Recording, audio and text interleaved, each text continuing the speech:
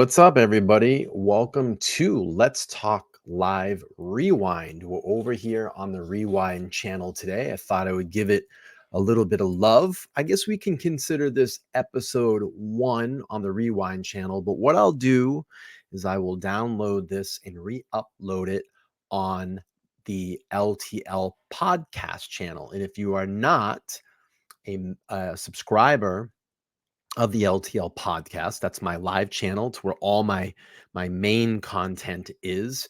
You can go up there and click that link above and subscribe to the much larger channel. So what we do here is I have my podcast episodes over on LTL podcast. I'll download those and re-upload them here as my second channel. But we had a extremely important day in the Bryan Kohberger, Idaho 4 case yesterday. Lots of long testimony from witnesses that were called by the defense to challenge the DNA. I did a marathon stream yesterday of almost 7 hours of streaming. And again, you can catch that if you want to watch the replay on that over on LTL podcast. The link again is up above. But we're going to get into the material today. We're going to do some review. And something that I'm actually really happy about was, and you can kind of see me flipping out yesterday, the most important part of the hearing was cut off by Court TV. They literally made us sit through hours and hours of testimony of DNA witnesses. And I'll be honest with you, is it as much as it's very, very important, it's a little boring. It was a little boring. And it was getting sleepy. And just as those witnesses got off the stand and the defense was still arguing, Judge was weighing in, and we cut out. So we lost all that content, but that segment has been uploaded online, and we're going to play through that segment today. As far as what I'm understanding now and reading is that Judge is not going to allow another stay. He is sticking to this October date. And I'm going to pull this up from CNN and we can get into it here. So it says, judge sets deadline for Bryan Kohberger's alibi defense in University of Idaho killings. So he's not going to allow this continued stay. He wants this trial to start on time. CNN reports an Idaho judge on Friday gave Bryan Kohberger's attorney 3 weeks to submit evidence for the accused killer's alibi if he plans on using that as his defense. Excuse me. The state has argued Kohberger must provide his exact whereabouts on the nights of last year's killing of the 4 University Idaho students and any witnesses that can support the defense's claim that he was out driving alone that night. He was just out driving around. He was just driving around, hanging out. You know, that's usually what he does. He was driving around. And let me do this. I'm going to increase that so we can see it a little bit better on the screen. Okay, so the article continues to read. His defense team submitted that Mr. Kohberger has a long habit of going for drives alone. He's just driving around. Often he would go for drives at night. He did so on late November 12th and into November 13th, 2022. Mr. Kohberger is not claiming to be at a specific location at a specific time. Dina Jam in the house. Good to see you over here. Again, we're giving LTL Rewind some love tonight. But this episode, again, will be downloaded and re-uploaded on LTL podcast for a later date. All right, we'll keep going through this article.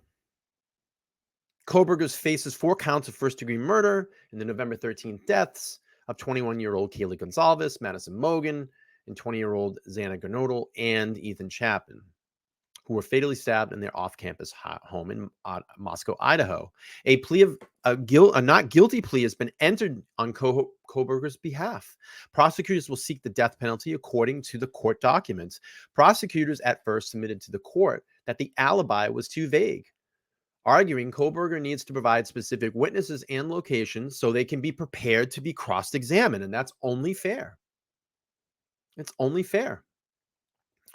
During Friday's hearing, Latah County Prosecutor Bill Thompson said there is not enough time for the state to prepare for a list of witnesses who may speak about Kohberger's alibi. And Thompson goes on to say the state's position at this point is we accept what the defendant has said, that he was driving around. He was just driving around at night, you know, driving.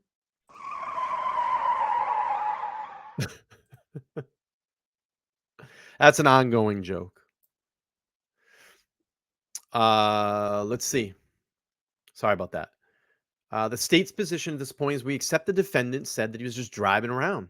We're willing to accept that with the order from the court of prohibiting the defense from offering third-party evidence, whether the direct or cross-examination support the defendant's claim of alibi. And PKC says, hey, everyone, I love the comments from Mr. Bill Thompson and Judge regarding the alibi. Absolutely. Absolutely. PKC, if you haven't already, and you haven't subscribed to my main channel, LTL Podcast, you can so up there. Click that link above, hit subscribe, and we do nightly live streams and dump a lot of content on that channel. This is my second channel, trying to give it some love today.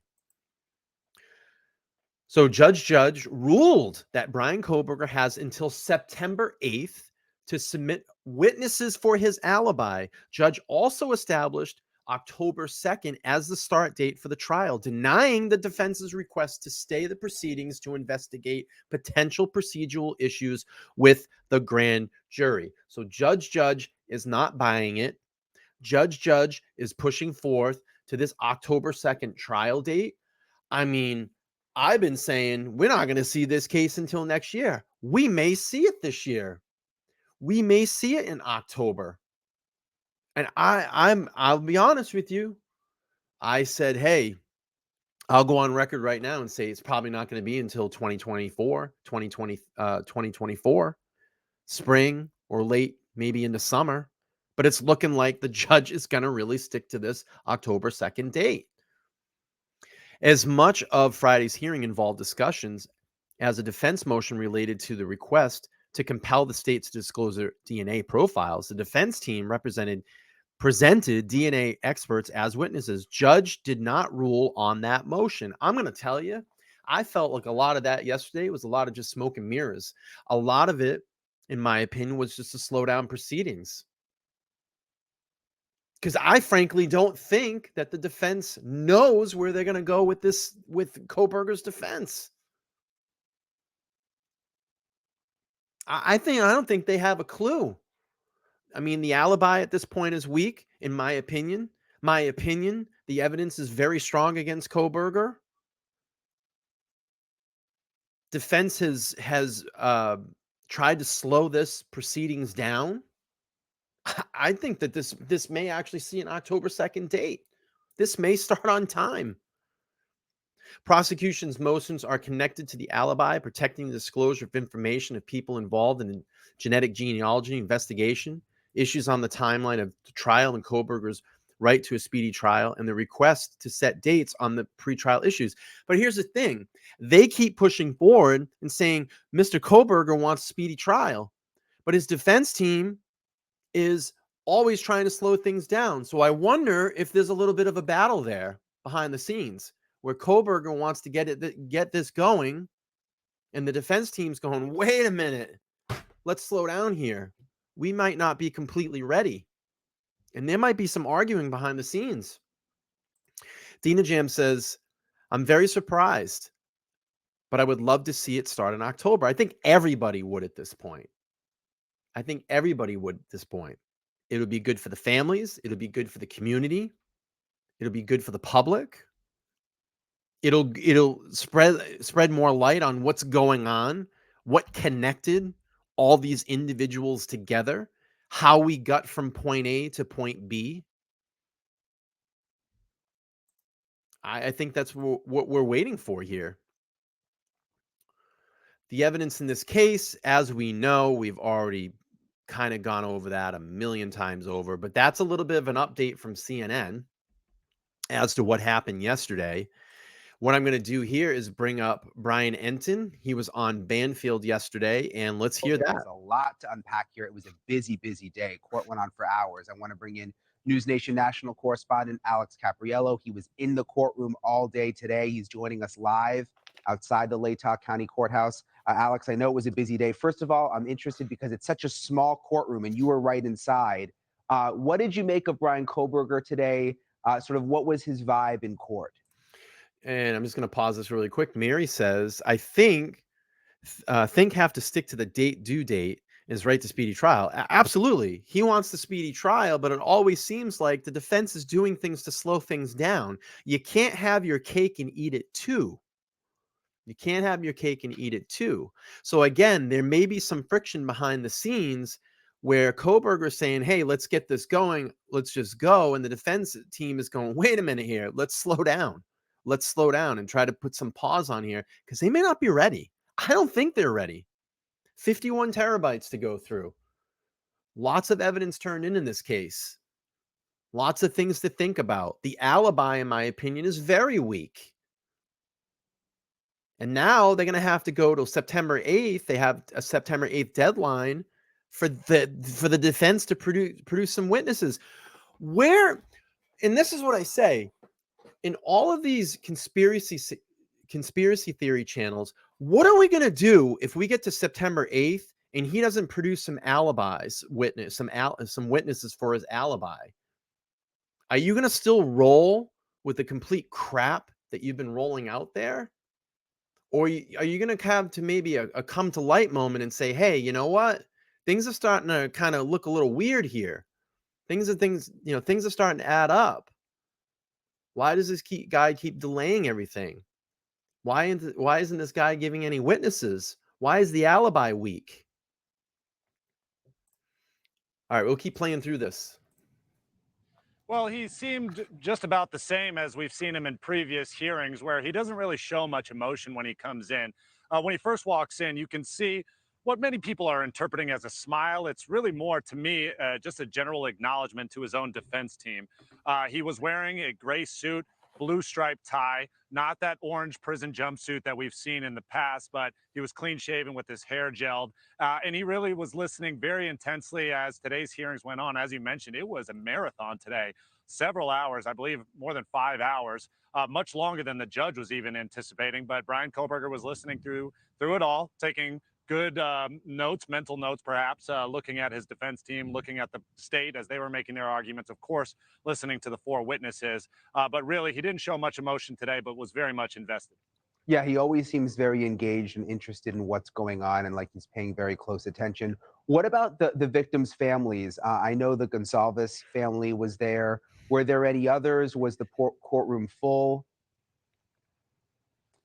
Yes, more full than I've seen in past hearings. Of course, the earliest hearing, the indictment was completely different. That was a packed courthouse. But Yeah. other, motion hearings that we've had over the past few weeks, it really Oh, hasn't been excuse that me. full. Today was a little different. We saw it not completely at capacity, but very close to it. Oh, To excuse your me. point, the Gonsalves family was there in attendance. They were sitting about 3 rows behind the prosecution, next to their attorney. They also had several other people that were there as a support system that were just sort of uniting around the Gonsalves family. I would say that they also, of course, were paying very close attention, listening, because as Steve Gonsalves told Ashley Banfield last night, this is all about him seeking justice for his daughter and for the 3 other victims. I noticed that Mr. Gonsalves was wearing that bracelet that we've seen him in the past, the one with all 4 victims, Idaho Strong, written around it. And of course, they were being sort of supportive of each other inside those courtroom benches, putting their arms around each other,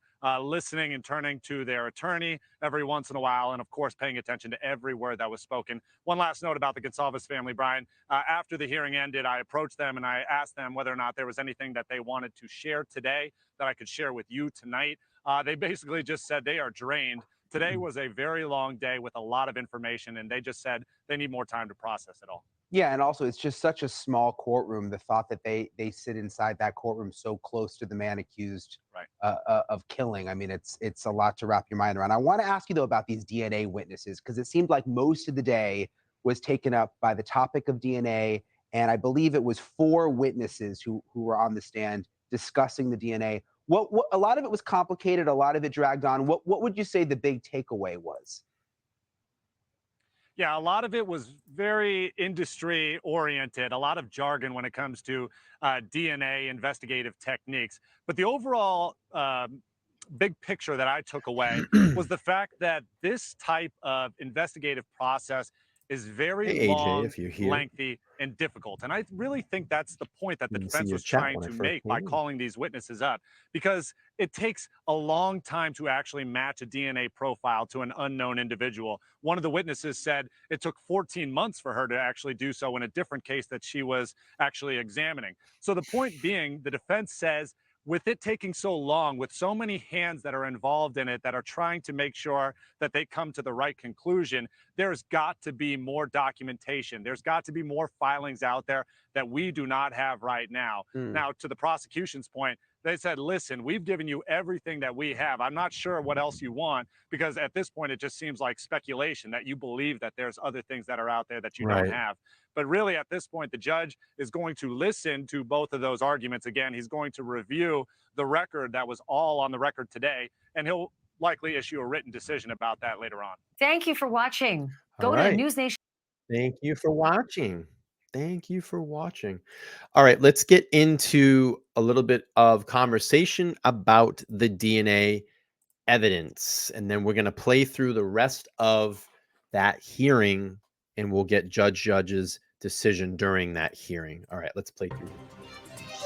Welcome, everybody, to Law and Crime Daily. I'm Jesse Weber, and thanks for joining us. Legal teams were in an Idaho courtroom Friday tackling 6 motions I'm in the feeling a little case better. of Bryan A little Kohberger. better. Now, police in Moscow, Idaho say that Thank Bryan you. Kohberger entered a rented home near the University of Idaho last November and stabbed 4 college students to death. Kaylee Gonsalves, Madison Mogan, Zana Kernodle, and Ethan Chapin all died from their wounds. Kohberger was a doctoral student at nearby Washington State University.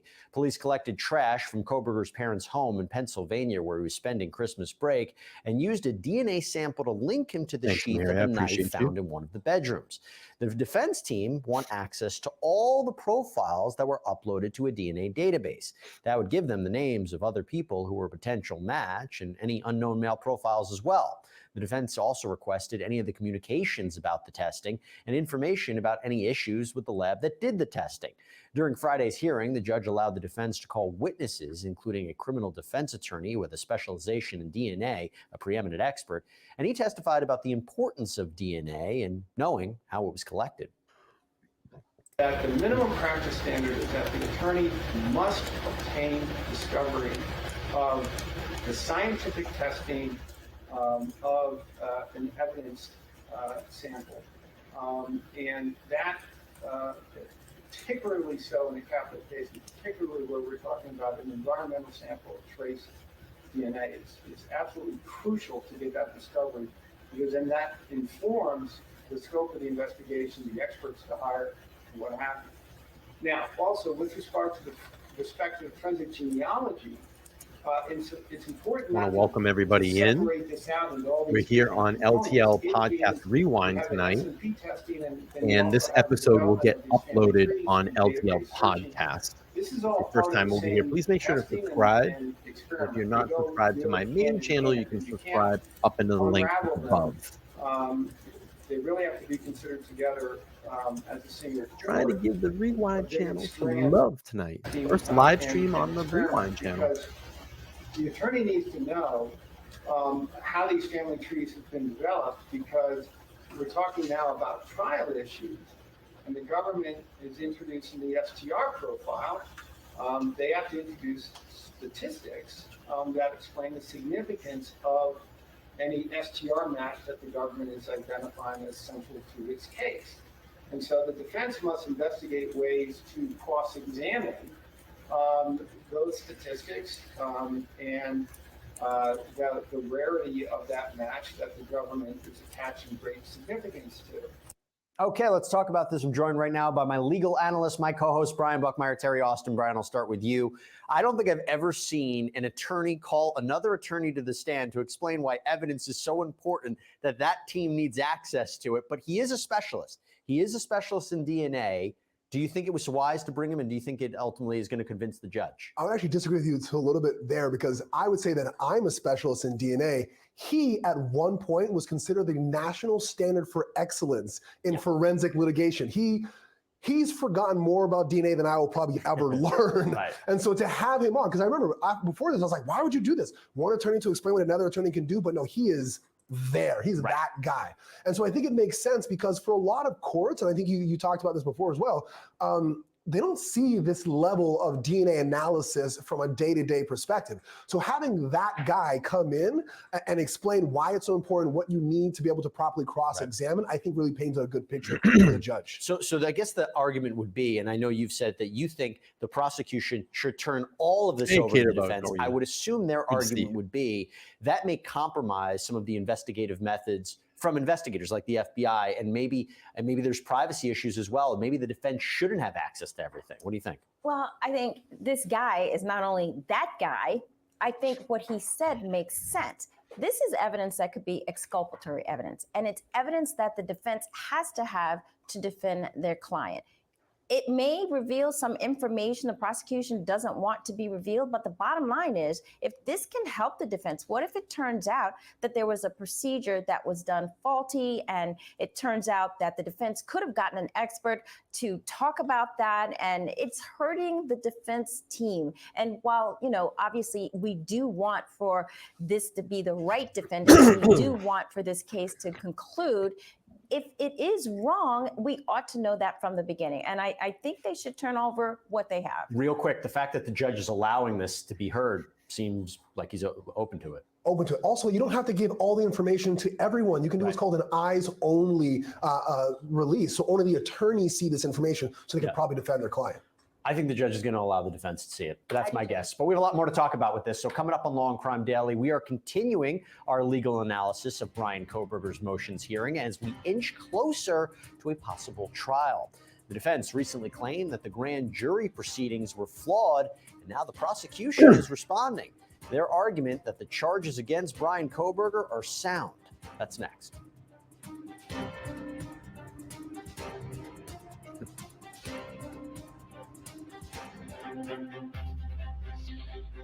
And welcome back to Law and Crime Daily, everybody. We are continuing our deep dive into a motions hearing for Bryan Kohberger, the man accused of brutally stabbing 4 University of Idaho students to death. Another argument addressed in court on Friday was over the grand jury indictment at the end of July. Let's see. Mary says, even if it's a mistake was made, and end result is, it still leads BK, it's his DNA. Absolutely. And this is the thing that I have to say, is that the bottom line is this, and I've been talking about it in my last Idaho streams. The bottom line is this: there is 2 dead victims in a room with a knife sheath that's placed where, however everybody wants to say it, just in the room next to those 2 dead bodies. And Bryan Kohberger's DNA is on that sheath. That needs to be explained for. The defense is going to have to explain for that. And I don't think, now that what I'm seeing, I don't think Judge is going to throw this DNA evidence out. I'm going to tell you why. Because DNA evidence is super important in cases if you have it. Super important in cases if you have it. It can convict someone. It can exonerate someone. But with all the other circumstantial evidence that we know about thus far, I still think that this case is very strong against Kohberger. And believe me, all the cards are not on the table right now. All the cards are not on the table. There's going to be other witness testimony. You're going to have the in-house witness testimony. You're going to have people in and around that area. You're going to have people that had the video footage that probably the owners of that testify. You're going to have all the video footage that's been compiled. You're going to have eyewitnesses. There may be people in that neighborhood that heard things, that heard voices that we don't know about yet. So a lot of that is still to come out. All the cards are not on the table. July, Kohberger's lawyers filed a motion to dismiss that indictment, saying the jury was misled about the standard of proof. The defense attorneys say the jury should have been instructed that they needed proof beyond a reasonable doubt that Bryan Kohberger was the killer in order for him to go to trial. Now, traditionally, grand juries have a much lower standard of proof to push through an indictment. In a response filed this week, the state called that theory jarring and said that the Idaho Supreme Court has said in other cases that the grand jury is used to determine probable cause. The defense also wanted to discuss allegations of juror bias, juror questionnaires that were missing some information, and some apparent violations because of how jurors actually answered some of the questions before being selected to serve. So yeah, Amir, I think that's straight. You know, she says, I think it might be up to the prosecution to connect the dots still as why the sheath is there, etc. Defense doesn't need to say anything other than throw the theory out to create some reasonable doubt. Yeah, but they're going to have to explain for that. They're going to have to come up with something and say, well, you know, ladies and gentlemen of the jury, this is why. This is why. You know, they're going to have to say that. And I think they're just going to have a hard time doing that. Seeing what we're seeing and hearing what we're seeing and hearing so far of what they've put out there as a response to the state, I think it's pretty weak. You know, the driving around theory, you know, now they have till September 8th to produce witnesses so the prosecution can cross-examine them. I mean, who in 3 weeks is going to magically pop up and say, oh, I was with Kobe? I would fall over on the floor if I saw a witness come forward and say, oh, I was with them on this, and they have a video recording or something. I mean, maybe this is just that it's the mysterious person that's finally popped up. You know, I would be very, very surprised if it's something like that. Or what are they going to do? No, he doesn't have any witnesses, but he was just out driving around. Just driving around. That's all he was doing. Driving around. I mean, I don't know. That doesn't cut it for me. Harry, probable cause is the standard that we've always known. That's, you heard what the prosecution fired back. Who's going to win that argument? Oh, I think it's going to be probable cause. I don't think it's going to be the higher standard. You have grand juries in every state, and you know most of the states do use grand jury processes under certain circumstances. And in all of those states, it is the fact that it's a lower standard. It's just to bring the charges against the defendant, to bring the indictment. And so I think that the prosecution in this case is going to basically, you know, it's going to be the grand jury, you know, probable cause. It's not going to be beyond. Meaning it's fine, it's going to go through. It's fine, it's going to go through. Well, now, the statute's not written properly. I think they need to clarify that. So that's the question. They do. When after this came out, I looked at it, and apparently in Idaho, there is not like a clear consensus. I thought that this was going to be one response from the prosecution, be like, what are you talking about? Look at X, Y, and Z. Even in their response, they're like, basically, even if there's ambiguity here, it's the Supreme Court that holds. I'm shocked that it took this case for there to be a spotlight on it. I mean, there was some discussion about this before, but they've always gone the probable cause route. What do you take away from it? I don't know, Mary. I think they're just thrown out there because they have no idea where to go in this. I really do. I think they're very afraid, and I think Bryan just wants to push forward with this, but his team is just like, hey, you know, you need to back up. We need to slow down here. We need to slow this down because they're not ready. I just don't think they're ready. I don't think they've gotten through all the evidence yet.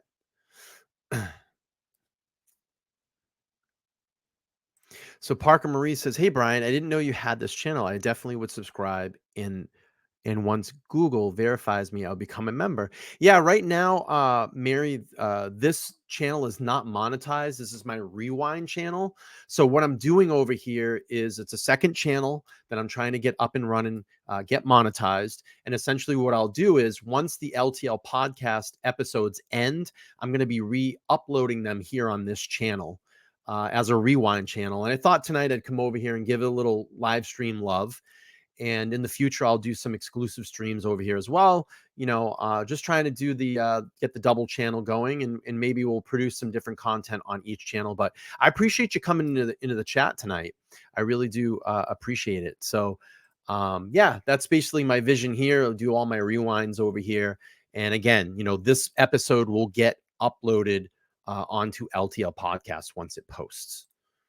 I think it's unfortunately going to take us back to 1 year of Oh, first year of law nice. school, Yeah. where a statute says one thing, but the courts have always interpreted it as something else. Right. And so it comes down to one side wants to say the way the legislature wrote Thanks the for law, hanging out. and legislators right, we argue, it says it's the same standard by which you would have to get a conviction, which we all know is proof beyond a reasonable Right. doubt. Yeah, I agree But the too. Supreme Court of I think Idaho has cast always is said going it to be is very, something very else. important in a lot of And cases. I think what going has forward. to happen is the legislature has to go back and finally get these two sides to stop squabbling like children and say, you know what, guys, we're going to put it all in the same boat. We're going to have Right. the statute Just reflect what the drive it law says, around. because ultimately, if this judge does say, yeah, the statute is correct, this doesn't get appealed to whoever wrote the statute. Right. It gets appealed to the Supreme Court of Idaho, who's already said this is the rule. And there was language like it Right. would warrant a conviction. The prosecution was like, that means you could authorize it, but doesn't mean it's like two different standards. Real quick, you think the legislature is going to change this now that this became so high profile? Probably because they want to make sure that everyone understands what the standard is. And Right. obviously, it's not even logical to have a standard beyond a reasonable doubt, because then why would you even have a trial? I'll just say this much. I thought it was an interesting legal argument. From a lawyer perspective, I hadn't heard it before, but I think the prosecution's going to agree on that one. All right.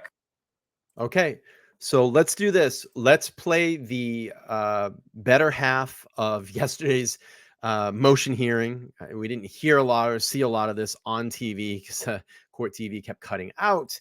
But this is going to be about 40 minutes or so. And this is essentially Judge refusing to delay the case. And he's going to lock in that October date. So if we haven't seen that, let's play through here and see what Judge had to say. It's going to be a little bit hard of hearing because the courtroom microphone was so poor, but we'll get a general sense of what the arguments were and what Judge was ruling on.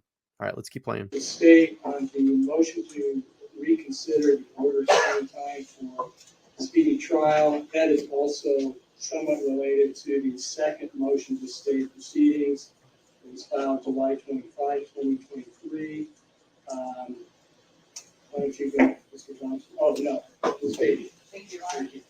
Your Honor, we're asking the court to reconsider its order, wherein the court issued a limited tolling period, I guess, or stay, specifically for the purposes of extending the speedy trial period by 37 days. And we filed that motion mainly because we're just concerned about the record in this case, and we're concerned that where Mr. Kohberger has essentially stipulated to there being good cause under the statutory speedy trial statute, we're concerned that should he try to invoke speedy trial later, and should the state disagree with that it could create a very genuine issue to be litigated and possibly on appeal. Now, in the defense's reply brief, their response basically seems to be, well, he didn't waive his constitutional right to a speedy trial. And the state didn't argue his constitutional right to a speedy trial or bring that up because we don't think that there's enough there at this point. That's not to say that if the court were to apply that analysis, it would necessarily come to one conclusion or another, but that was the area of concern for the state, is the statutory speedy trial. And the statutory speedy trial issue is under Idaho Code 1935-01, which provides that a defendant whose trial has not been postponed upon his own application, that their case can be dismissed if they have brought to trial within 6 months. Well, what we had in this case is the defendant filed his initial motion to stay, basically saying, I intend to try to get this indictment dismissed. I don't know how yet, but if the court could just issue a stay and give me some time to figure it out under Idaho Code 2-213, then I'll have time to review the materials and find a way to attack this indictment. That's a litigation strategy. So if the court's response to that litigation strategy was to issue an order stating, well, this statute doesn't provide a basis, but I'm just going to extend trial by 37 days, our concern is that should the trial then get continued based upon the defendant's statement on the record that he agrees that there's good cause, that could really create some issues. It should also concern the court that the defense doesn't really argue the statutory speedy trial issue in the brief. They just say, well, he didn't waive his constitutional right. And that should concern the court as well. Are they agreeing that he's potentially going to be waiving his right or creating this issue down the road if the trial gets continued? I think it's messy, and that's a concern as well. The other reason that we really like the court to reconsider this order is that this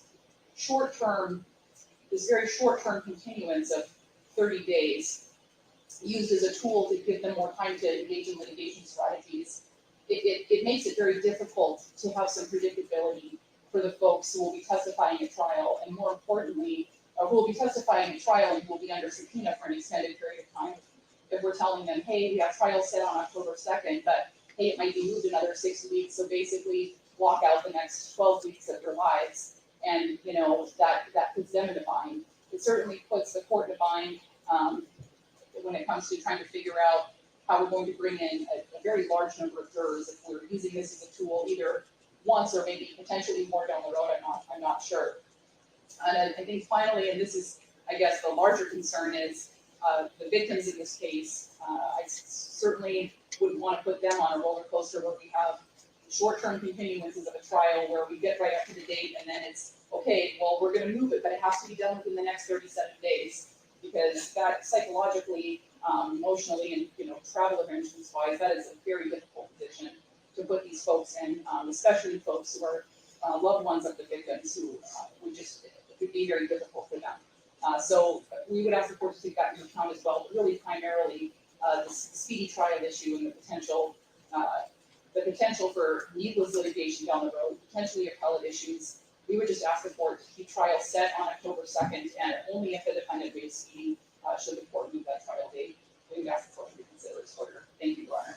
Thank you. My understanding is that the defense wants to keep it at October 2nd. So I'm not going to kind of piecemeal it along the way. Thank you, Your Honor. I mean, the only reason I granted that in the first place is because they do have a right to get the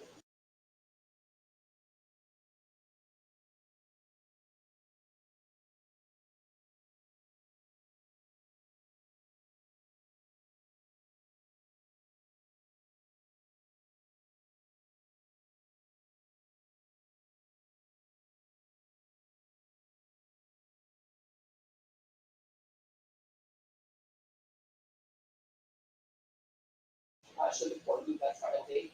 We would ask the court to reconsider this order. Thank you, Your Honor.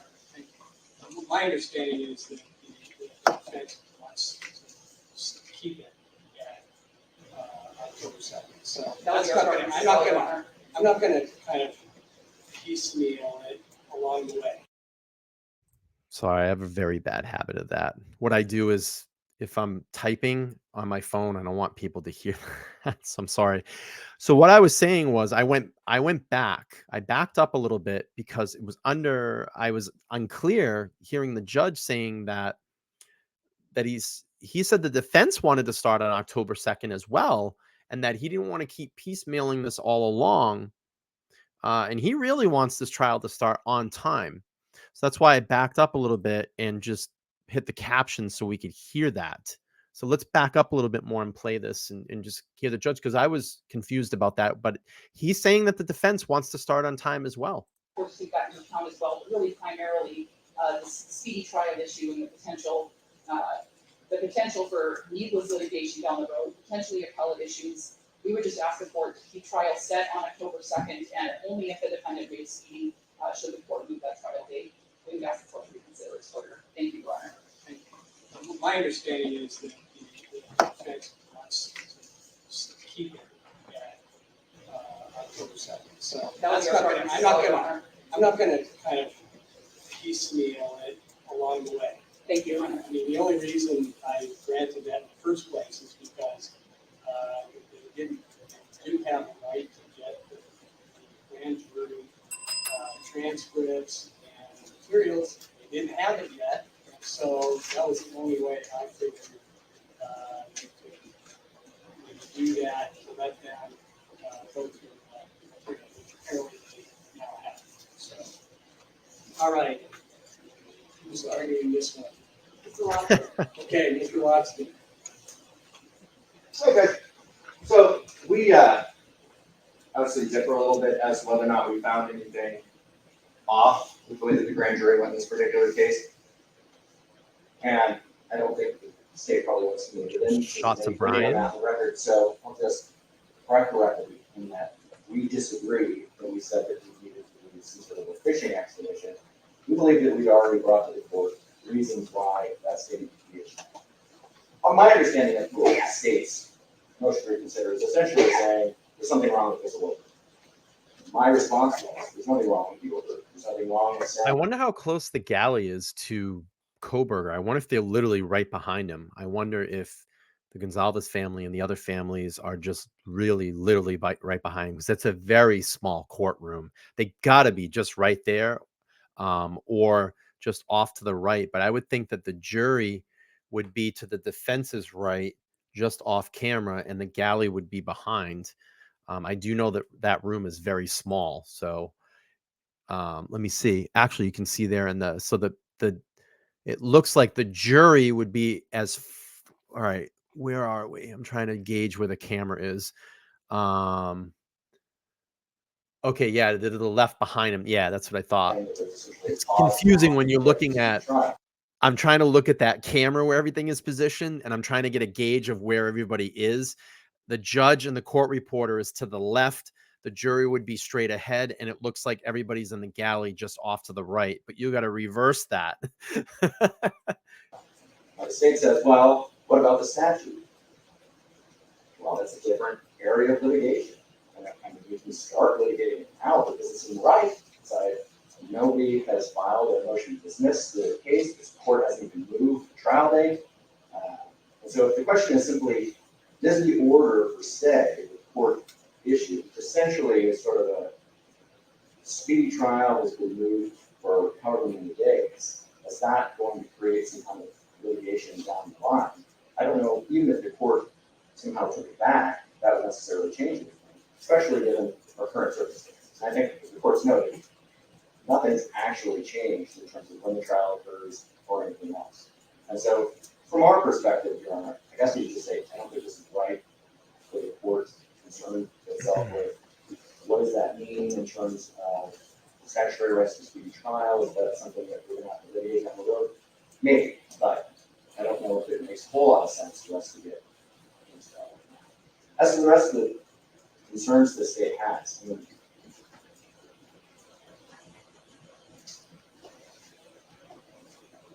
right now, nobody is saying that the parties are going to be ready to go.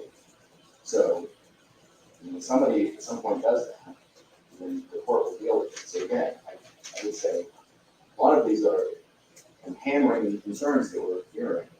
While understandable, I just don't think there's much the court can do about it. Okay. Well, 6 weeks away, we're all in place. It's really challenging, no doubt about it. Everybody's ready for it. Great.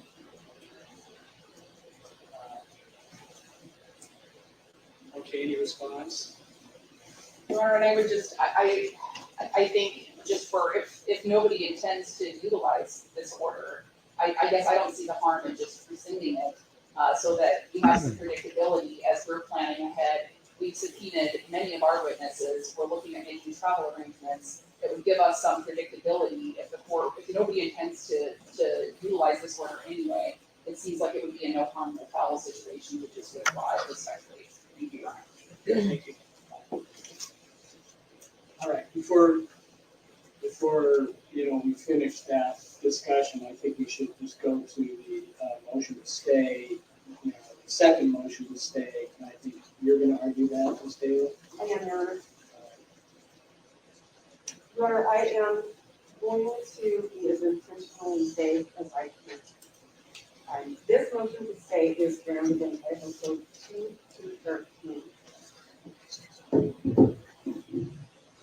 This is a very narrow look and something that would justify the court staying proceedings while the court looks into it further. This has to do with juries, a trial jury or a grand jury. In our circumstance, we're talking about the grand jury. We're looking at if there was irregularity in how that grand jury ended up being the ones that heard the case. We are looking at the way the panel was convened, how the individual jurors ended up being brought in? Was it a public setting? Was it a public polling or calling of these grand jurors? And were these jurors people that had not sat on other juries in that same county? Your Honor, one of the big areas that we recommend the court stay proceedings and look into is the impact on the number of jurors that were called. The number of jurors that should be brought into a jury, according to the statute, is going to be dictated by court order. In this particular case, Judge Gaskell, I believe, maybe Your Honor, issued the order for 45 jurors to be brought in. 32 were brought in. We don't know why. I can't find any record that tells me why that happened.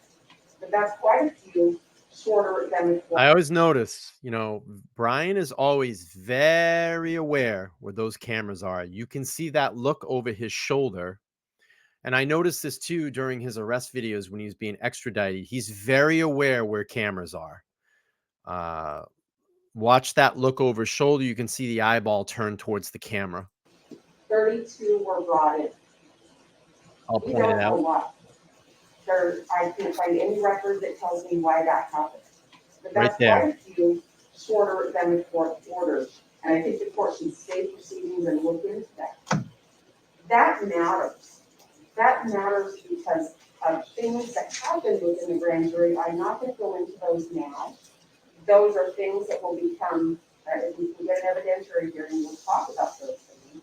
Those are also things we'll talk about when we challenge the grand jury indictment itself.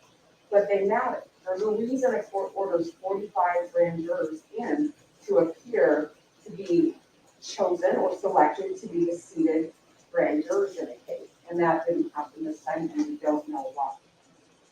There are irregularities on the face of. And, Parker brings up, he says, and he definitely pays attention when Ann is talking, but the other lady talks, he doesn't even look. And those are probably things that he's noticing or taking notes in this. And it's probably things that him and Ann Taylor are discussing a lot. And he says, hey, I want you to raise this issue, or, hey, what do you think about this? Should we raise this issue? Those are probably things that they're discussing. So that's probably why he tunes in specifically when she's talking about those specific things. The juror questionnaires. 100%. There are some that don't indicate the juror number, the panel number, the wheel number. Those all have to have something to do with the public selection of the grand jurors or the calling and the seating or the list that's brought about to choose those jurors from. I don't know why there would be differences on the face of those grand juror questionnaires in that bit of information. Some had all of it, some had some of it, and one had none of it, including a juror number. Some of those people sat on the grand jury that heard the case. That is an irregularity, and one that we should have an evidentiary hearing and understand if this was a properly convened grand jury to hear this case. Additionally, there are areas that have to be questioned of a potential juror. There are criteria that in any grand juror has to meet. Some are the ability to read and speak English. Some are to not have a felony conviction that prohibited one from serving on a grand jury. There were irregularities on the face of those documents as well. The court should stay the proceedings and allow an evidentiary hearing to determine what, if any, impact those had on the grand jury indictment. There is another issue that was part of the sealed affidavit in the first motion to stay, and there are still questions about what impact, if any, that had on the seating of this grand jury. Your Honor, without going into the exact examples of things which I think constitutes an evidentiary hearing, we're asking the court to issue a stay in this case and allow us to have an evidentiary hearing and go into those issues more fully.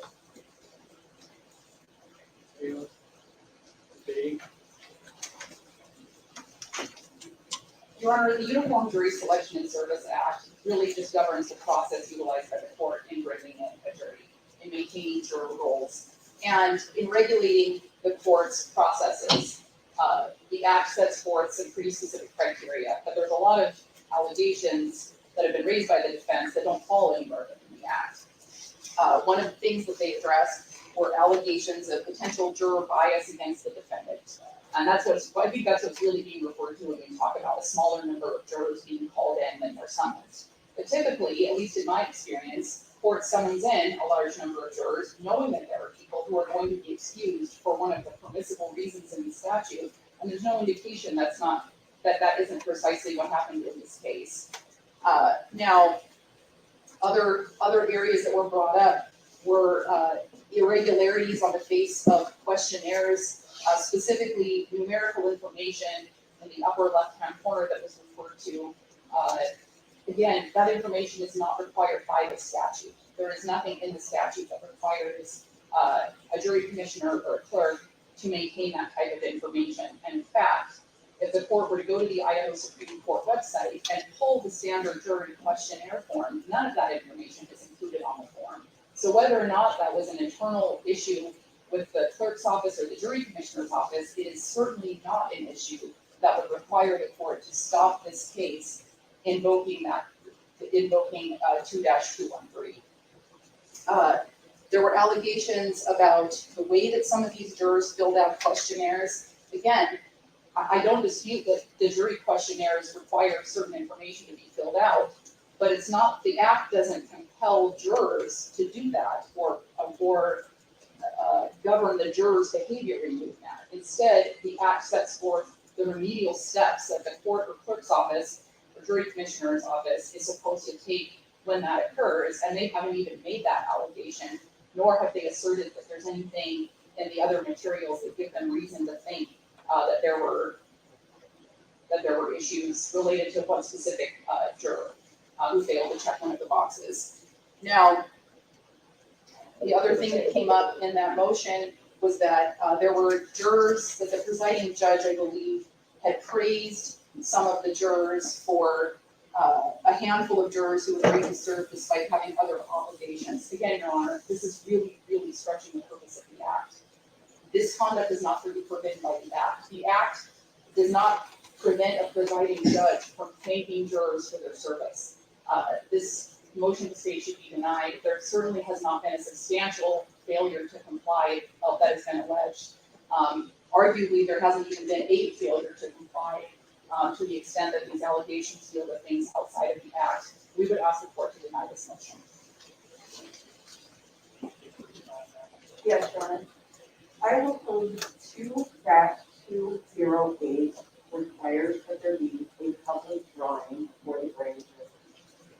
The jury commissioner is charged with having a random list of jurors and calling the jurors from them. I don't know what other information I could be in possession of at this point without an evidentiary hearing, other than the irregularity in the left corner of the grand juror questionnaires. All of them, all 32 of them. There are differences between both.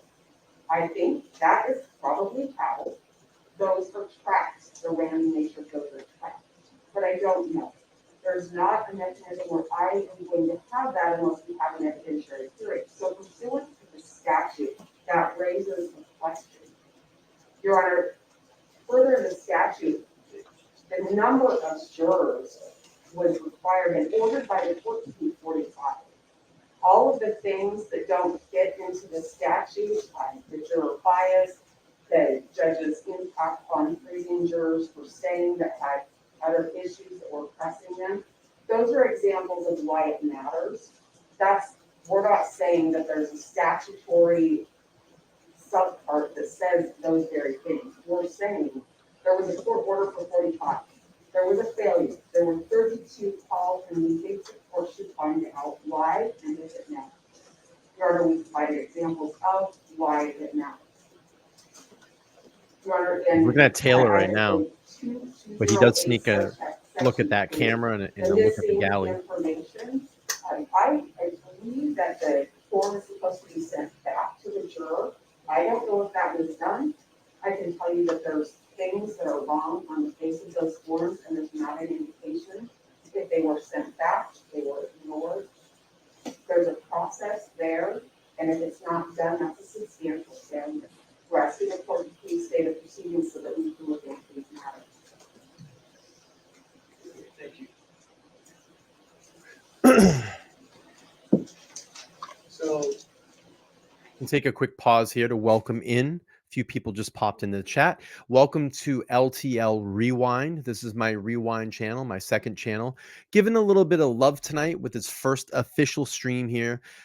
Usually what I do here is on my LTL podcast channel. If you're not subscribed there, you can go up, click the link up above and subscribe to the big channel. But this is my Rewind. And what I do is I do my podcast episodes on LTL podcasts, and then I download them here or re-upload them for the other audience. So thank you for joining us tonight. Again, small little chat. We're going to try to get this channel to grow as well. And we're having just watching through the section of the hearing yesterday that was cut off TV via the Law and Crime Network. And what I'll do is this stream will be downloaded after it completes and re-uploaded on LTL Podcast. I want to thank everybody in the chat room that's been chatting so far as well, too. Thank you so much for being here. Caterbug Parker. We had Dina Jam and a couple other people that had popped by as well. But thank you. Thank you so much. All right, we'll continue. one of the things that I'm thinking about is just how short the time is we have right now. I looked at the affidavit. It's pretty vague, I have to say.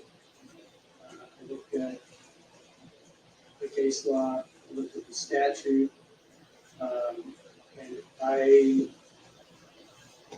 know that your team has looked over the transcripts and the materials. I know that I believe Mr. Thompson was there for this period of time. They don't have that advantage of knowing what happened. I wasn't there. I haven't looked at this material. And based on what has been presented, I'm not persuaded that there is a substantial failure to comply with this chapter. I just don't see it. I think these are sort of some typical things that we see all the time with jurors. It's not unusual for a number of jurors that we ask to show up don't show up. I don't think it's that unusual. And so some of the concerns that Mr. Kohberger cites very well could have been corrected with some questions. I don't know. So I'm going to deny the motion. And connecting to the earlier sort of order to allow the defense to get the transcripts, give you time to get the transcripts, to get the materials to the grand jury.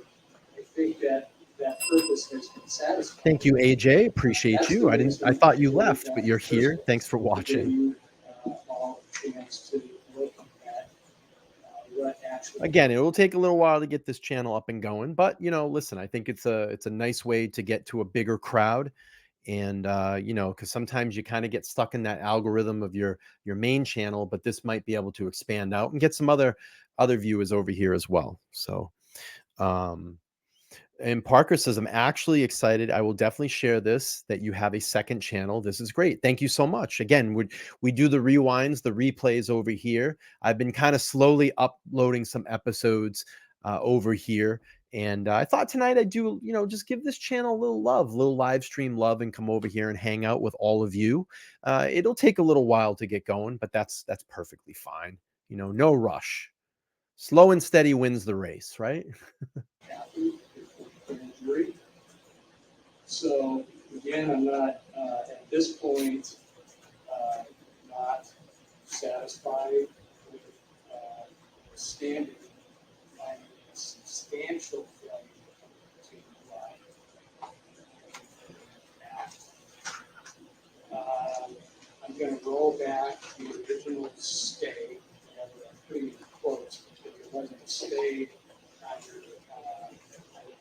selection was just my idea to try to give the defense opportunity to be able to file such a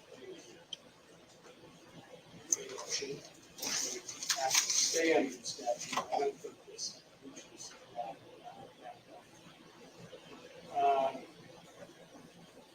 So I'm going to deny the request to stay the proceedings. There it is. There's the deny. 2-13 subsection 2, and I'm going to roll back prior order. As far as I'm concerned, we're starting the trial October 2nd. Wow. We're going to start with Wow, there it was. selection. Okay, let's go back. That's basically the winning moment for the prosecution. All right, let's hear that again. File such a motion to actually stay under the statute. I don't think this reaches that point.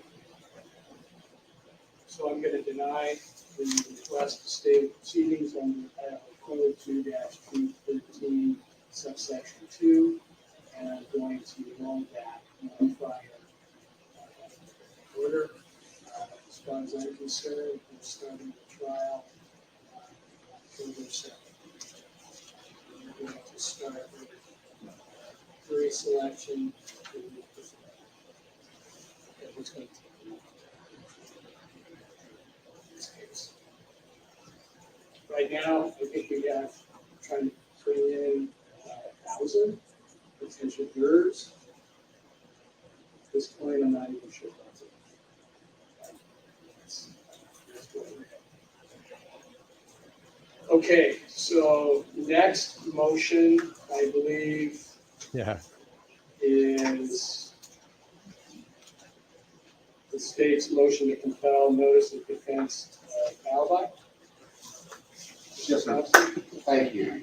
This is important. And Judge, since filing This is very important right now. That the defense is responsive, looks like we've made a little bit of progress. The defendant has at least, Mr. Kohberger has at least now stated that Mr. Kohberger. His alibi is he was out driving around that night. We knew that already. And if that's his alibi, so I don't be it. mean to laugh, but that kind of was funny. Sorry, I laughed at that. He goes, "We already knew that." Let's go back. We knew that already.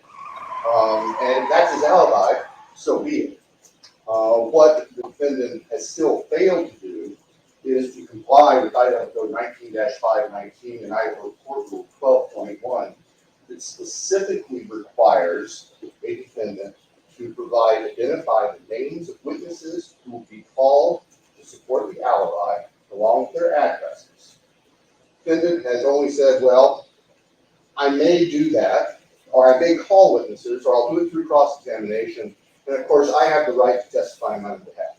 We don't question that. At this late date, I do not believe it is possible, even if the defense were to provide a list of the names of witnesses and addresses today, that with everything else that needs to be done, Hey, Frazier, thank you for before coming in. October 2nd, that there's any way that the state could reasonably be expected to respond with the as contemplated by the rules of statute. So the state's position at this point is we will accept what the defendant has said, that he was driving around, although he should specify where he was driving. If he's not going to call anybody else, if he's not going to offer evidence to anybody other than himself, then that's none of our business. So we're willing to accept that with an order from this court prohibiting the defense from offering third-party evidence, whether by direct or cross-examination, going in hard in support of the defendant's claimed alibi. If he wants to testify to that, that's his prerogative. But at this point, it's too late for the defense to comply with the statute and identify specifically people and their addresses who testify. So that's where we stand now, Judge. Thank you. Thompson going in hard, bro. Wow. Ms. Taylor? That's me, Judge. All right. Now, look at Kohberger really quick turning to see how she's going to respond to this. Wow, this is very interesting. All right, let's back up a little bit and watch that turn again. Thank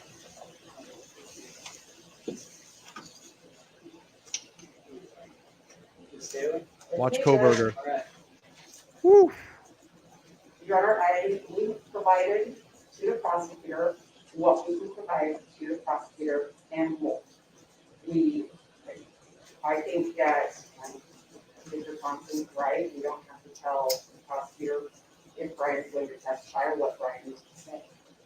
We have indicated that it's possible that we would have additional things that might come out through expert testimony and cross-examining the state's expert. I don't have documentation to give to the state today. I am not going to go into any more of that at this moment. I understand we're not over sensitive. I definitely understand that, and I've heard everybody's thoughts and concerns. I get that, but I mean, stumbling a little bit. This is what we have, and when there's more, I will tell. Your Honor, with all respect, that is exactly what the rule and statute are designed to do. Thompson coming in hard As today. The US Supreme Court observed in Taylor v. Williams, Wow. with which an alibi can be fabricated. The defense is waiting to gather up evidence, seeing what they can fabricate to match that evidence. Say, oh, by the way, here's an alibi now. That is specifically what's prohibited by the statute, by the rule, by the comments of the U.S. Supreme Court on Williams versus Florida. You know, trials are not yet a poker game where players enjoy an absolute right to always conceal their cards until played. And that's what's going on here. That's why the rule. Listen, I know that, you know, that's probably the wrong way to act in this. Again, Bryan Kohberger is 100% innocent until proven guilty. And I think just my emotions, because I've been very invested in this case, and I think my emotions are getting the better part of me today, because this is very compelling. This is one of the most compelling days that we have seen in court thus far. And I'm trying to be very respectful. I don't want to be disrespectful, but I think my emotions right there just got the better hold of me. You know, kind of that feeling like, oh, it's the home team. You know what I mean? And I think that's just because of the way that I feel in this case. I've have a lot of months vested in it. I've done a lot of research into it. I feel that the evidence is very strong against Mr. Kohberger. And, you know, I apologize. I don't want to come off like I'm being a dick or anything like that. You know, I got my emotions, and I'm sure you've all had those fist pumps moment, you know, those fist pump moments too. And I'm sure that Bill Thompson, you know, when they got the ruling today, probably got out of the courtroom and had one of those fist pump moments too. And that's what happens in these cases, these back and forth with the lawyers. You know, they may leave on a certain day and go, shit, we just got our asses handed to us. Or they walk out the door and they do a silent, yes, we got one today. So I do apologize. I don't want to be rude to the process.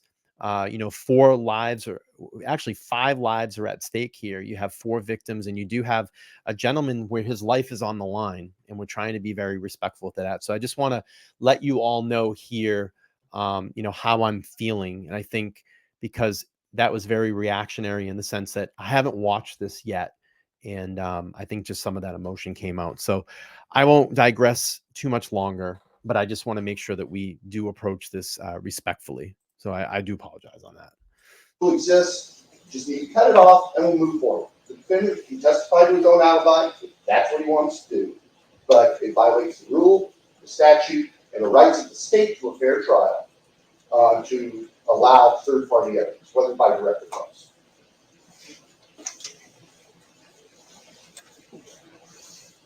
Well, the way I understand this is, and this is in the so-called alibi, not really an alibi, but Ooh. well, he was. Even Judge just said the so-called alibi. Whoa. Let's go back and hear that. And he even did quotation marks. Is and this is in the so-called alibi, not really an alibi. Ooh. Quote, he was out driving during the late night and early morning hours of 13/2022. So what I'm going to do, because the next motion is for a scheduling waiver, I'm going to address this in terms of the agenda. We'll see how that goes. Right now, that is as far as Mr. Kohberger wants to go with regard to Alibi. That's fine. But if there is going to be, Ms. Taylor, you suggested that we provide some notices, then not a certain date, certainly. I read the Albert case, which was interesting because they were independent witnesses. The judge refused to allow them to testify in that case. Yeah, I know. Maybe it was then there Perez. That was 2021. That was a court of appeals. And they said, not a lot. So, Ms. Taylor, you acknowledge that potential risk to your client in your latest response to the request. So, there's some potential downs.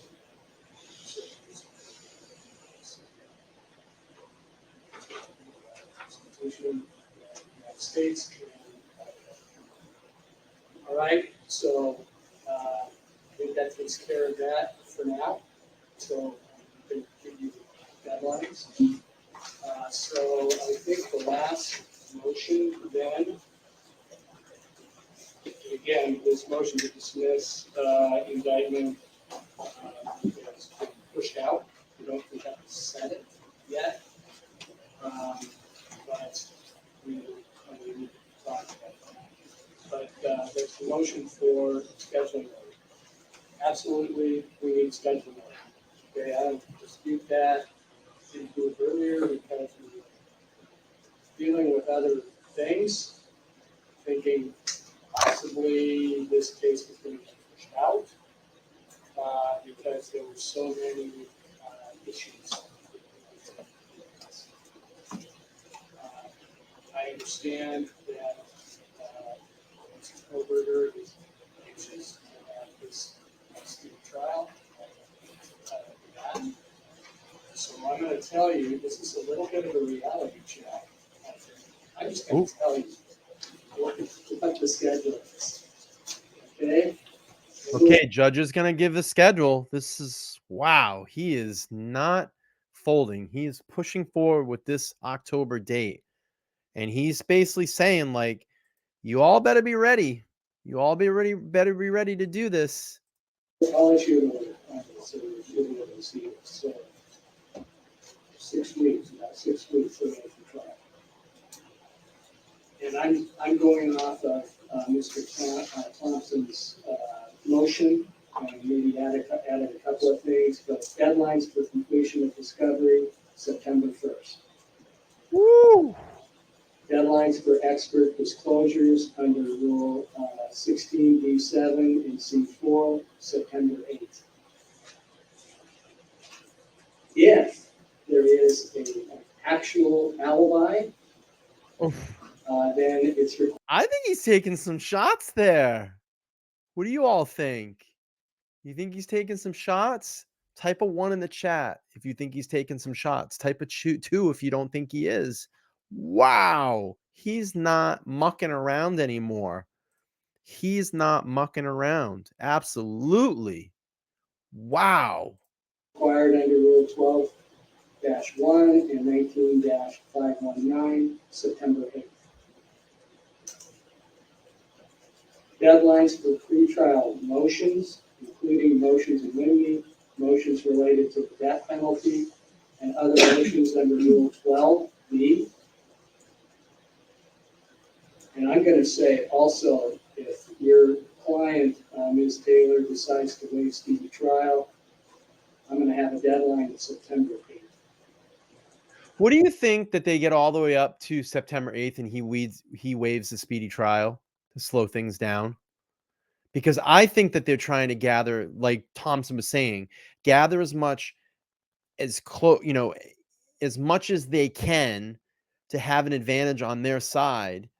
And then we get to 8 and he waives the speedy trial. I guarantee that's what's going to happen. Wow. This is crazy. Judge not messing around anymore. Because there's going to be a lot of work between now and October 2nd. And if that is in fact what's going to happen, we want to have that to happen earlier than later. Deadlines for responses to the motions, September 15th. Woo! Deadlines for proposed jury questionnaires, He's laying it down. September 15th. That's like 3 weeks away. Deadlines for proposed witnesses under rules 16B6 and C3, September 15th. Woo! Deadline for any Rule 404B notices, Carly's here. September Good to see 15th. you. We'll hear all the motions. I'll clear out the whole day, September 22nd at 10 a.m. Wow. I'll call it first steps for death penalty qualified jury selection. I'm carving out September 25, 26, and 27. I don't know if that's enough. We'll see.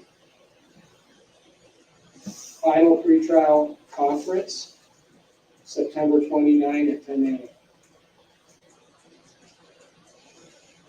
Trial, October 2nd, starting 8:30 through November 17th. This is a tight schedule. You all know it, I'd say. but we can do it. That's what everybody wants. I'm up for it. But I'm going to clear out the deck for September. And so there may be other things that come up, including you want to set a hearing on the motion to dismiss the indictment at this point? Your Honor, we should set that for hearing, but we have an additional motion to dismiss. He's not going to dismiss the indictment. For various different grounds that it hasn't been filed yet. I think it makes sense to have both of those motions for discussion. Absolutely. What do you want to do?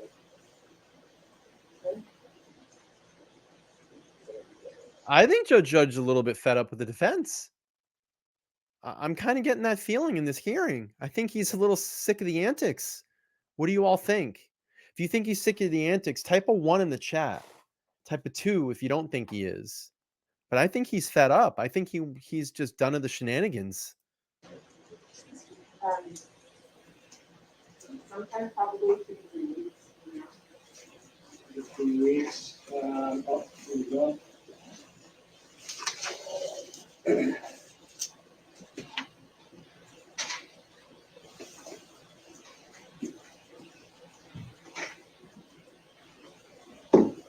You know, you got to think of the sense too. He has a lot of pressure in the community because he lives in and around this community. So he's hearing a lot of pressure, I'm sure. But he's got to do it fair as well too. You know, Mr. Kohberger has to get a fair trial. 100% has to get a fair trial. So Caterpillar said, I was so doubtful that we would see a trial this year or even next year. Yeah, me too. And it's looking like this is going to happen. PKC says, thinks that he's tired. 2 or 3, not next week. Do it next week. I cannot do it. He's a little fed up. Wow. I am.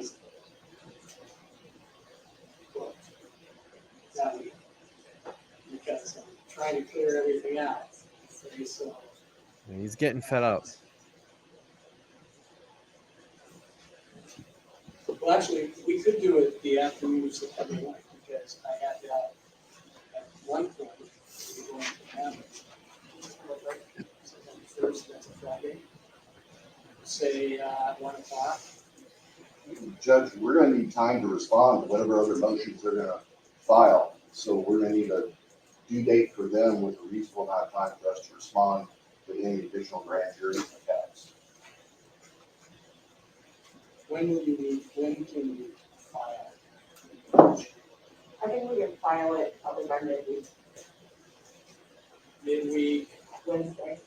okay, August 23rd? Yes. Okay, let's say August 29th for a response, is that, I mean, we're on a tight schedule. Understood. Does that work? And then we can still do September 1?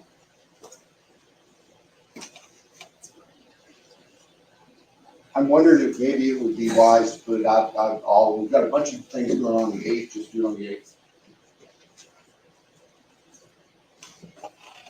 Oh, Mr. Nye isn't available. So if it's about the grand jury, we need Mr. Nye. He's not available, what, September 8th or? Yeah, what I was proposing. Your Honor, 6th, 7th, and 8th, I'm not available. I think we could probably do, I guess my question is just, how long is this, not like 400 pages? If it's one of those, I'm not gonna be able to respond in a week, so. Oh, please do not give me a motion of 400 pages, please. I don't have time. Wow. It's not 400 pages, Ron. What is it? Not 400 pages. Okay. Well, yeah, that may be kind of an overstatement. The motions that we've seen on some of these issues in other jurisdictions are multiple pages, as the court can see from the one that's pending. Dozens of pages of attachments of taking us back into ancient history. Realistically, the court's got the same amount of time as we do to try to digest all that, plus we have to respond. Fireworks. Yes, sir, we've been there. So. Thompson firing out Can we today. do it on September 1st? I'd like to clear it out. Hey, if I'm gonna It is live. dismiss the indictment. This is live. We're playing through the half that Court TV didn't stream yesterday. The good half that we wanted to hear. We sat through all that. You know, the witness testimony. It was a little boring. And we got to the kind of the good stuff we wanted to hear at the end. And this is what got cut out. So yeah, we are live. Thanks for joining me. This is LTL Podcast Rewind. Later on, after I close the stream up, I'm going to download it and re-upload this for some time next week, or maybe I'll play it tomorrow night. I haven't made a decision yet, but we're trying to give the Rewind channel a little love tonight with some live streaming. So this is the first official live stream on LTL Rewind. Thanks for hanging out, Jessica. I appreciate it. I mean, I think everybody should know that pretty soon. Also, if I deny it, everybody should know that pretty soon. And I think our concern, Your Honor, is just, we're talking about a potentially very lengthy brief being filed sometime next week, and then a deadline the following Tuesday. I think that the brief deadline, I think, is potentially more concerning than the hearing date. Okay. So you want a little more time to respond? Well, I think they should have a deadline, and then perhaps at least a week for us to Well, respond. their deadline is August 23rd. 23rd. Okay. Yeah.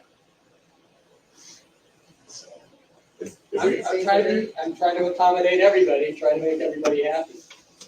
Understood, Your Honor. If we could have till the 30th, then I'll just, whatever it is, I'll respond to it in 7 days. Okay. So you could respond by August 3rd. I'll do my very best, yes. Okay. I think Judge, to be fair, Judge, I think he's just kind of tired of the feet dragging. He wants this to go. And as we're finding out now, I mean, he's really going to stick to that October 2nd date unless something he said majorly comes up. The only thing that I think that could happen right now, and I have a feeling this may happen as this is a tactic, because I think what the defense is trying to do is get a feeling for everything that the prosecution has. Like, like Bill Thompson was saying, well, we get out here, we have these has this time to produce he wants to hear, all what we have so he can cross-examine and produce this alibi. And essentially, I think Judge is just tired of it. We need to move here. He's tired of the feet dragging. This is a I in my opinion, it's the most interesting part of any of the court proceedings that we've seen so far. Very, very, very compelling today. Well, yesterday. Can't ask more than that. Thank you. You say you're not available September 6th, 7, and 8? Wow, 200 people. That's awesome. Correct. So if we respond by the 30th, and then we can do the hearing 2 days later on the We'll make it work, Judge. I'm planning to be out, but I'll change that. That's not a problem. Okay. According to my calendar. I'll make it work.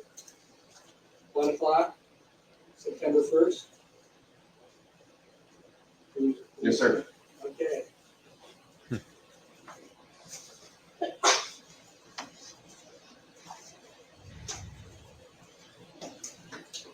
Keep the lines of communication open, okay? Be respectful to each other, and maybe some of this can be ironed out. And just to clarify, Judge, on the September 1st deadline for discovery, that includes also all litigation and sentencing evidence. Is that correct? It's all one and the same.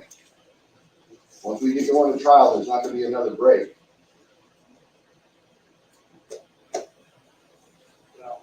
I just want to make sure that the defense and we are clear that that's the line being drawn. I don't want to get balled up in some after the fact saying, oh, well, for purposes of sentencing, we want to call this expert, this mental health person, and these family friends and all that sort of stuff. That's not going to be appropriate post-time trial starts.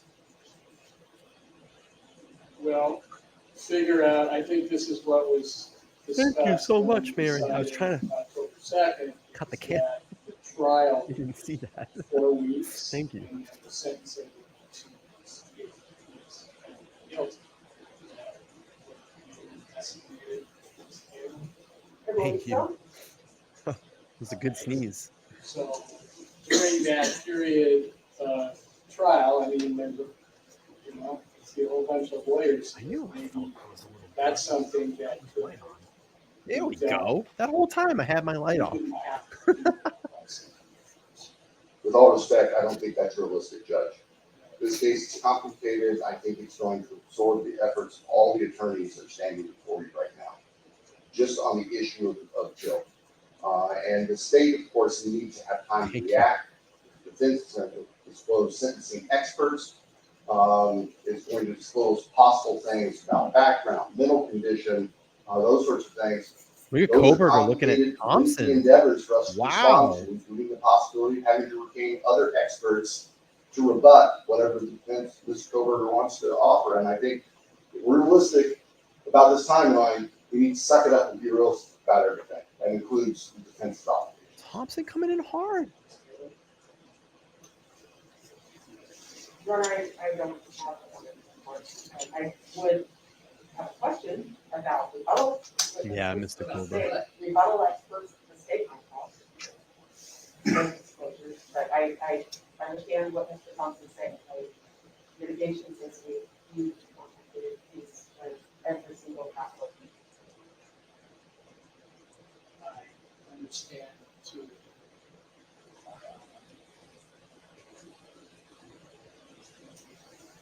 And I have no idea where you are.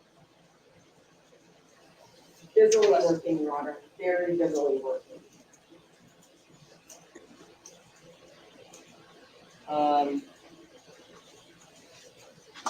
I would suggest that maybe there could be a little more time for that. I mean, you need a deadline for sentencing, mitigation, all that. Make that September 15th. Because there's gonna be a lot put together by September 1st. That's just 2 more weeks. 2 more weeks, but it's 50% of the time, less than 50% of the time before we're going to be in this courtroom picking a jury, and we don't have time to work on anything else. And, you know, and once we get disclosure on their experts, we're going to have to disclose our rebuttal. And maybe we need to put that date in there. If we make all the discovery, including mitigation discovery, due by the 1st, then Your Honor could have a date for rebuttal a reasonable time after that and still before trial.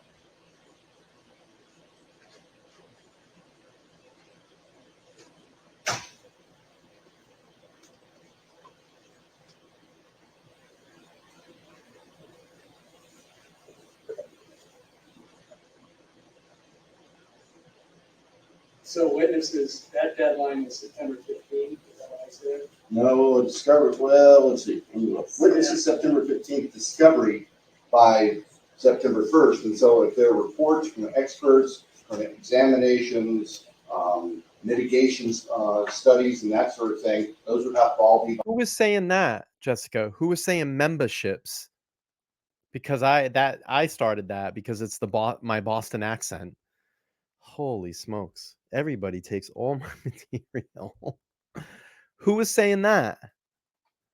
That's funny. Yeah, no, it's been an LTL thing for a long time because you can go back and watch all the streams. Memberships.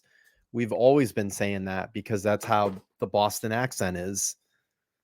Holy dear God. They just love to copy, don't they?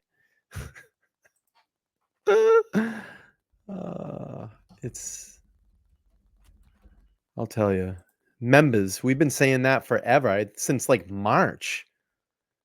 Since March, we've been saying March or at least April. You can go back and look at the streams. All right, let's get this done. About another 5 minutes, then we're going to sack this one out. I'll download it and re-upload it on LTL, and then I'll be back on my regular schedule over there. I just want to give this channel some love tonight. It's nice. These little small streams are nice. Yeah, it's driving around looking for members. I'm sure they're going to probably steal this too. My little Razor Ramon skid. By September 1st. Your Honor, you made September 8th the experts. Yeah. Along with several other things. So you can have response to experts on the 15th. Thank you. So maybe we need to move up the deadlines for witnesses on the same day, lay witnesses, on September 8th with response by September 15th. I thought this was so plain. Let's just start thinking about it. That's, I'm not even promising it's doable, but it's just what we need to do. I mean, we're going to be working at night. So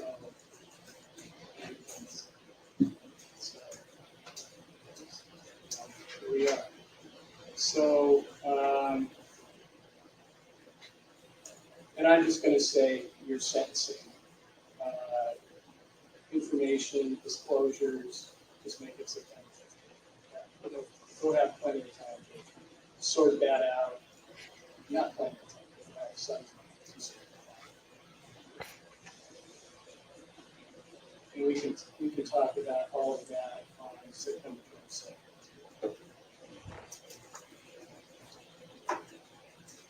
I think he's getting tired of this already. Anything else, Mr. Thompson? Not right now. Taylor?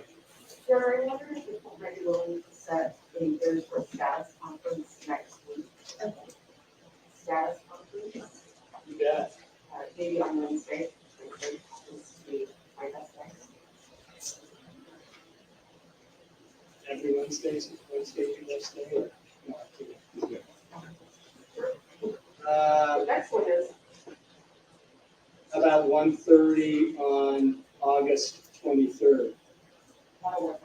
If we do just a hair later, I have a dentist appointment, which isn't necessarily the most pleasant thing to do, but they're hard to get.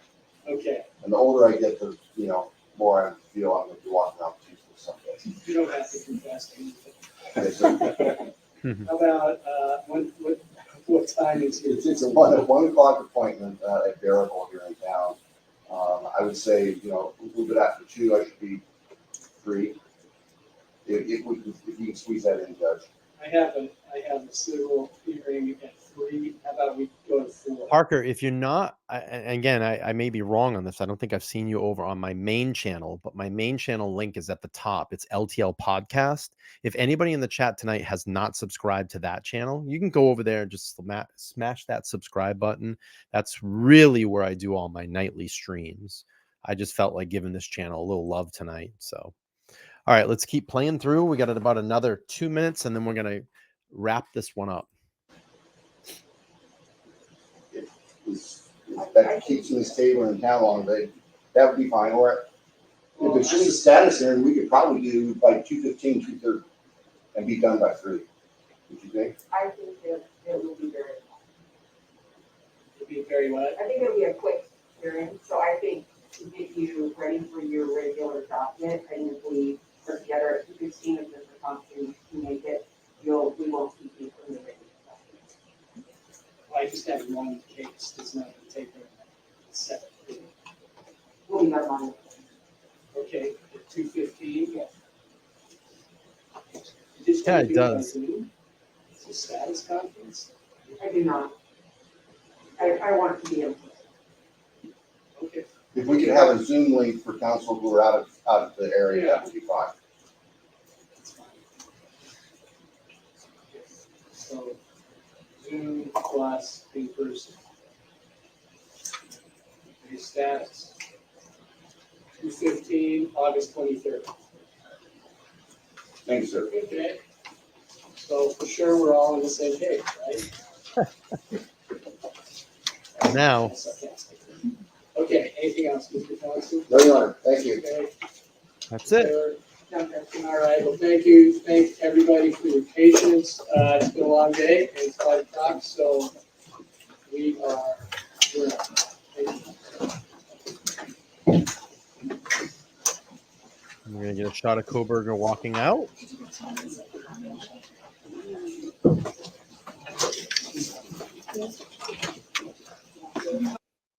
Well, that's it. All right. I'm glad that we got to see a little bit of the last part of that hearing. We just saw that Judge has denied the stay. We're seeing a little bit of frustration in the sense of that he's like, hey, we're about 6 weeks out from trial, and it looks like he's going to stick to that day. I think that Kohberger's probably going to waive his right and then slow this down more. He has up until I think a day before that, before trial. If I may be wrong on that, but that's what I think. And yeah, a lot of fireworks coming from Thompson, a lot of firing back from Taylor. But I have to say, in that exchange, I think Thompson got the better of the day. It was probably one of the most compelling hearings that we've heard so far. And, I'll be curious to see what happens in the next 6 weeks. I think we still have a lot to go here. But, you heard the judge being a little sarcastic about the and he made the air quotes too, the supposed alibi. I don't think that he's buying it. So, Kohberger has till September 8th to produce witnesses for the prosecution to cross-examine. And I'm going to probably, if I was a millionaire, I'd probably bet $1 million. I'm going to say that they're not going to be able to produce any witnesses. And it's starting to look like that the walls are starting to tighten a little bit here in Kohberger. Vanner, you just jumping in. Good to see you. If you haven't already, please subscribe to the channel. I'm going to pull this stream down and re-upload it on LTL Podcast. If I can get it there in time, I may do a late night premiere over there and relaunch this episode for you all to watch it. But I wanted to come over here tonight and give a little love on this channel LTL Podcast Rewind. Again, if you haven't gone over, please subscribe to LTL Podcast. That's my main channel. It's where we do all the live streaming, all my videos. And then once those are done, I download them, put them here. Real quick, Vanderhoof says, I'm late to the show. There's been a lot of wildfires here in northern Idaho. One of my really good friends got evacuated. Wow. Well, be safe. Do everything that you can to protect yourself. And we want to make sure that everything is all right. And do me a favor. Just send me a little email to let me know you're all right, in a couple days, if any of those fires are close to you. So we will pray for you in that sense, that the fires will not affect you. And hopefully everything will get under control. There's been a lot of wildfires this year, a lot of dry weather in and around the United States this year. Not a lot of precipitation. So hopefully everything goes well for you. Okay, I'm going to close the stream up about an hour and 40 minutes. We're going to re-upload this one on LTL Podcast. Hopefully, if everything clears tonight, I'll relaunch it late tonight if anybody wants to watch it. If not, give it some love here. It's posted here now, and you can watch the replay. I will be back tomorrow night streaming on LTL Podcast. Probably going to do some more Kohberger stuff over there as well. So hope to see you all there. If not, maybe if there's any breaking developments in Rachel Morin, we'll do some of that as well. All right, I'm going to head out. Thank you so much for everybody that came over tonight and watched the LTL first official episode on LTL Podcast Rewinds. I hope everybody is well. I'm sure there's a million streams going on right now. You can pop out and see that, but I do appreciate you all being here as well. Let me hit the outro. I'm going to get out of here. Download this, repost it to LTL Podcast. You can catch the replay there. I'm Bryan. I'll see you guys all soon. Thanks so much. Have a great Saturday.